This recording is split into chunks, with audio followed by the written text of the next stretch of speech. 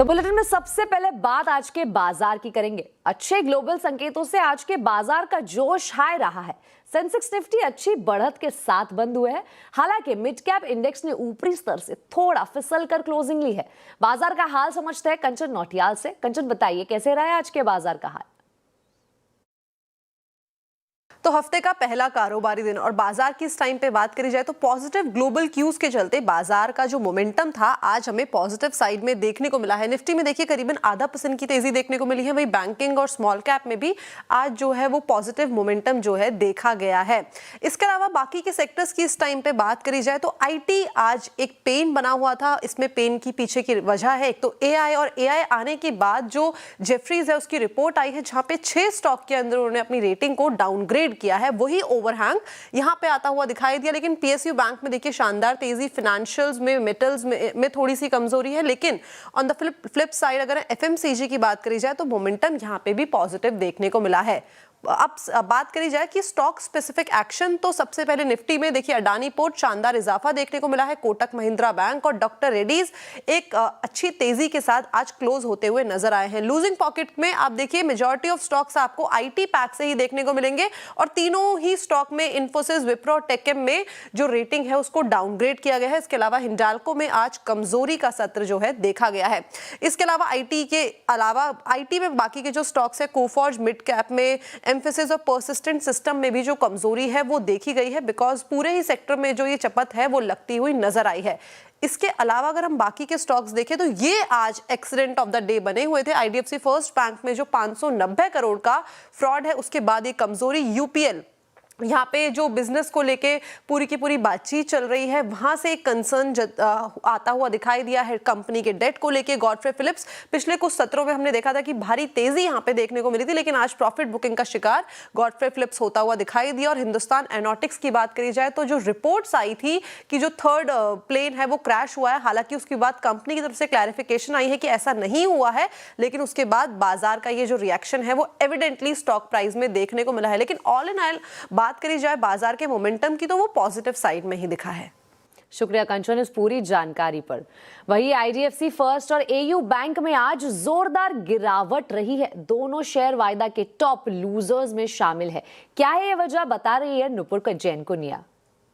IDFC first bank की तरफ से रिपोर्ट किया गया है 590 करोड़ का जो फ्रॉड है वो सामने आया। हालांकि कॉन्फ्रेंस कॉल में मैनेजमेंट का ये कहना था कि 490 करोड़ की इसकी वैल्यू है और 100 करोड़ उन्होंने एडिशनल प्रोविजनिंग की है यहाँ पर, जिसकी वजह से अगर कोई फ्यूचर में यहाँ से और कुछ निकल के आता है तो वो सेफर साइड 100 करोड़ और लेके चल रहे, तो इसकी पूरी जो वैल्यू 590 करोड़ के आसपास दिखेगी। चंडीगढ़ ब्रांच में इसे जो है ये फ्रॉड सामने आते हुए दिखा है।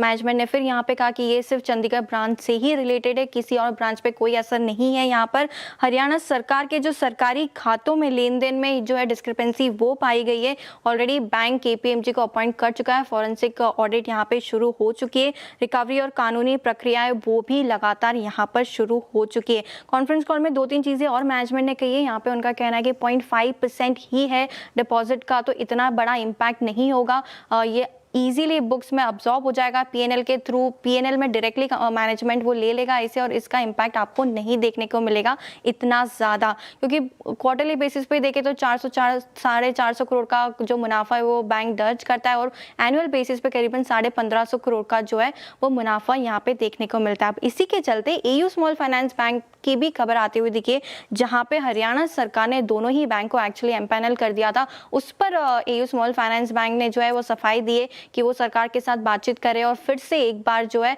वो पैनल होने की कोशिश करेंगे। यहाँ पे जो स्टार्टिंग में उन्होंने जो शुरुआती जांच है उसमें फिलहाल उन्हें कोई भी फ्रॉड नहीं दिखा है सरकारी खातों को लेकर।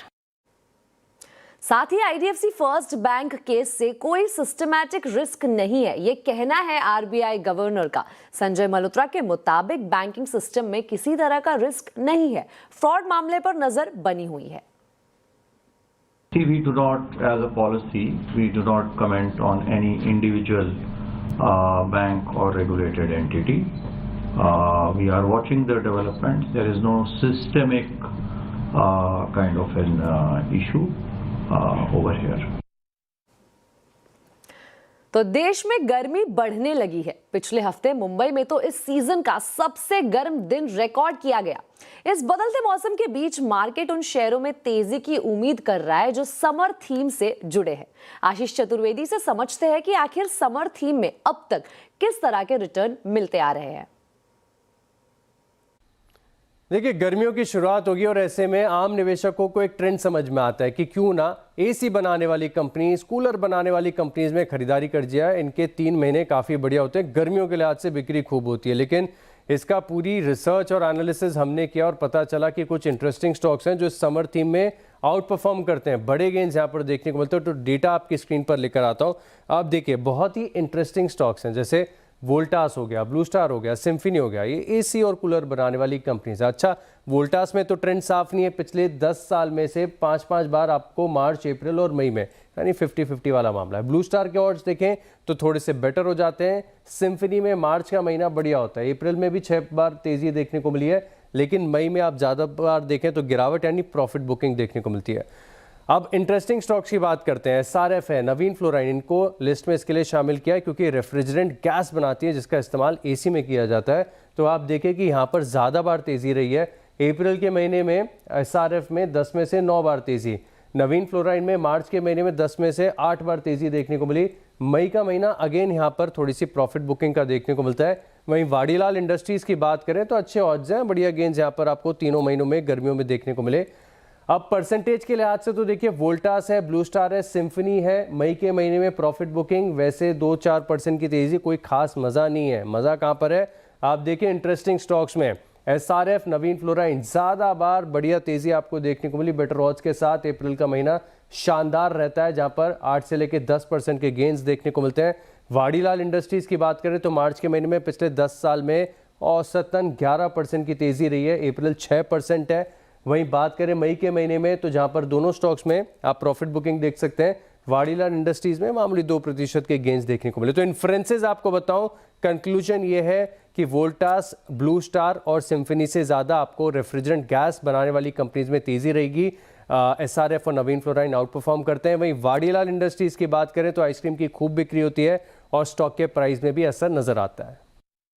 चलिए, तो अब आपको बता दें, आरबीआई गवर्नर संजय मल्होत्रा ने साफ कर दिया है कि मार्जिन ट्रेडिंग पर सख्ती के नियम पर कोई पुनर्विचार नहीं होगा।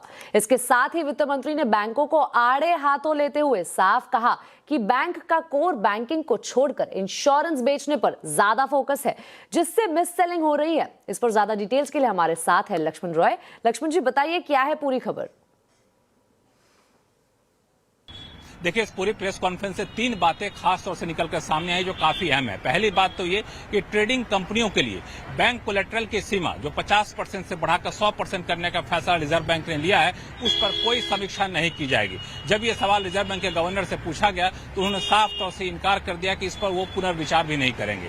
बता दें कि 13 फरवरी को रिजर्व बैंक ने फैसला सुनाया था कि जितने भी ट्रेडिंग कंपनियां हैं उनका बैंकिंग कोलेट्रल या बैंक से जो कोलेट्रल रहता है वो 50% होता है, उसे 100% कर दिया जाए, जो 1 अप्रैल 2026 से लागू होगी।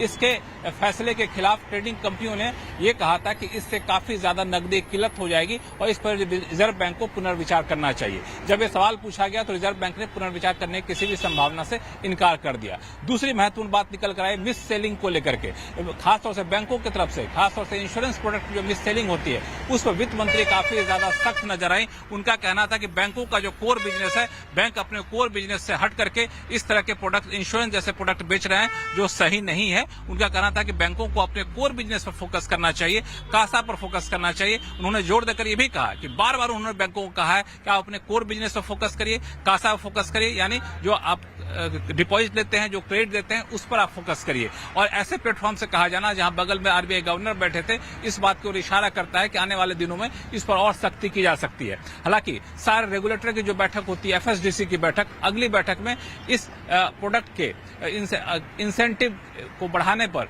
मार्जिन बढ़ाने पर है, उसकी समीक्षा करने पर विचार किया जाएगा। इस बात के भी संकेत वित्त मंत्री ने दिए। तीसरा सवाल जो काफी महत्वपूर्ण था, गोल्ड और सिल्वर की बढ़ती कीमतों को लेकर के, तो वित्त मंत्री ने कहा गोल्ड और सिल्वर की जो कीमतें बढ़ रही है उस पर उनकी नजर है।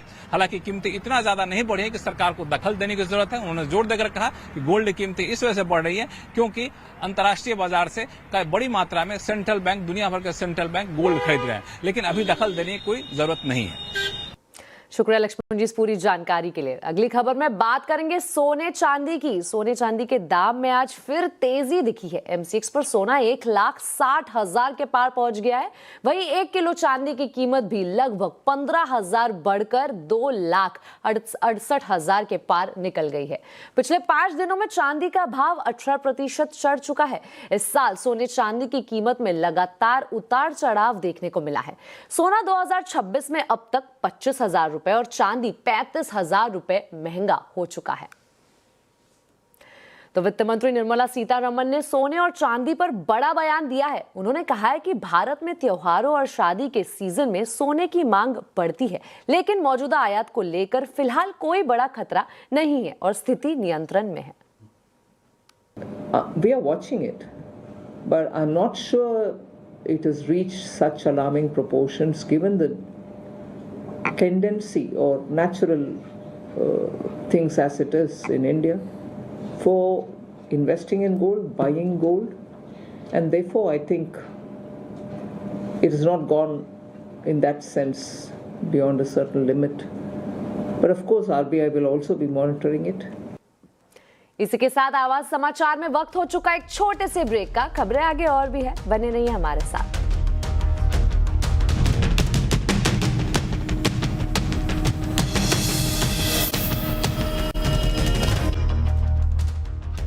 ब्रेक के बाद फिर एक बार स्वागत है आपका आवाज समाचार में। अब लव मैरिज करने वाले लड़के लड़कियों को शादी रजिस्ट्रेशन के वक्त शादी की सूचना अपने पेरेंट्स को देनी होगी। इसके बाद रजिस्ट्रार वर वधू के माता पिता को इसकी जानकारी देंगे और पोर्टल में भी इसकी जानकारी होगी। 30 दिन के भीतर अगर कोई आपत्ति आती है तो फिर मामले की जांच के बाद ही शादी का रजिस्ट्रेशन हो पाएगा। आखिर सरकार ऐसे कदम क्यों उठा रही है और यह नया कानून कैसे होगा, इसके बारे में जानते हैं संवाददाता केतन जोशी से। केतन, बताइए क्या है इस नए बिल में और सरकार को ये क्यों लाना पड़ा है? देखिए, गुजरात सरकार लव मैरिज के पीछे नया कानून लाने जा रही है। उसके पीछे कुछ कारण है। खासकर तो गुजरात में कई सारे लव जिहाद के किस्से भी बने हैं पिछले कुछ समय में। इसके अलावा कई सारी ज्ञाति ने भी गुजरात सरकार को ये बताया कि ये कानून होना चाहिए, क्योंकि लड़कियों को फुसलाकर उनसे शादी कर ली जाती है और बाद में बहुत बड़ा पछतावा परिवार को होता है। तो इस नए सूचित कानून में क्या क्या होगा? सबसे पहले तो जो लव मैरिज की एप्लीकेशन है उसको नोटराइज करना होगा।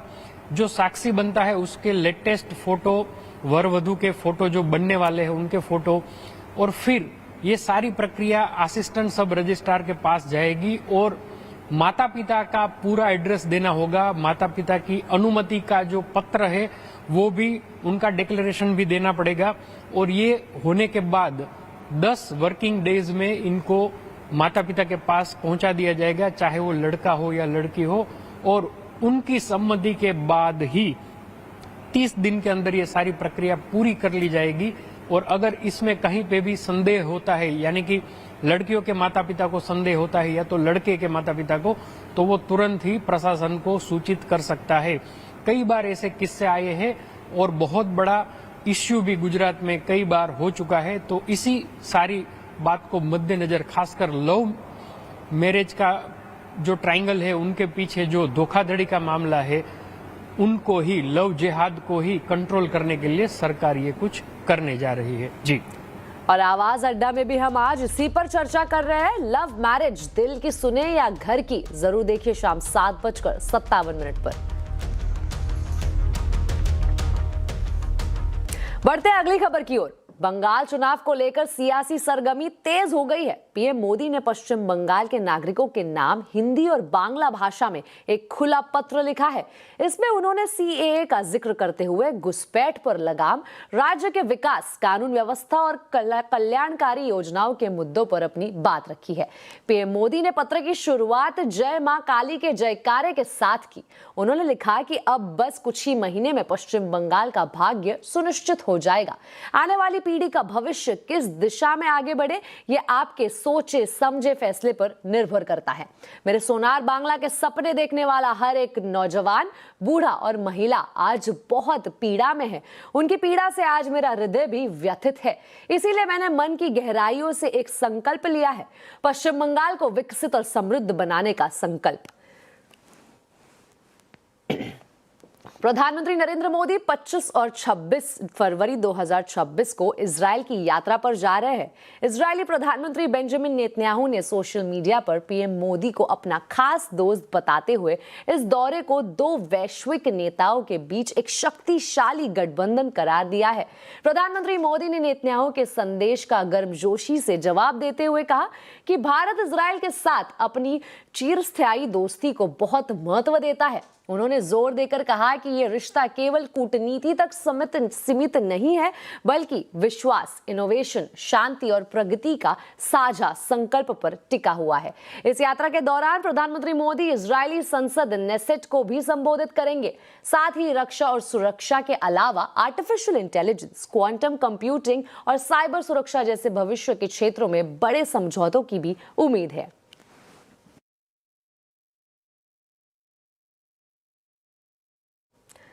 अब आपको बता दें, जल्द ही आप ट्रेन छूटने के चंद मिनटों पहले तक अपने बोर्डिंग स्टेशन बदल सकेंगे। सूत्रों से मिली जानकारी के मुताबिक पायलट प्रोजेक्ट के तौर पर इसकी शुरुआत कुछ ट्रेनों में की जाएगी और इस नई सुविधा के लिए रेल मंत्रालय में IT आर्म क्रिस को सॉफ्टवेयर अपडेशन के निर्देश भी दिए गए हैं।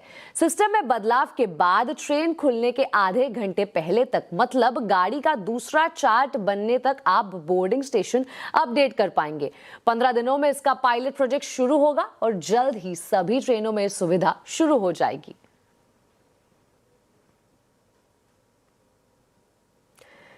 तो वर्ल्ड चैंपियन टीम इंडिया को T20 में सबसे बड़ी हार झेलनी पड़ी है। सुपर 8 में साउथ अफ्रीका ने हराकर 12 जीतों का ये जो सिलसिला था वो तोड़ दिया है। लेकिन क्या एक हार के बाद भी कप हमारा हो सकता है? इन सवालों पर चर्चा करेंगे शाम 5:57 पर।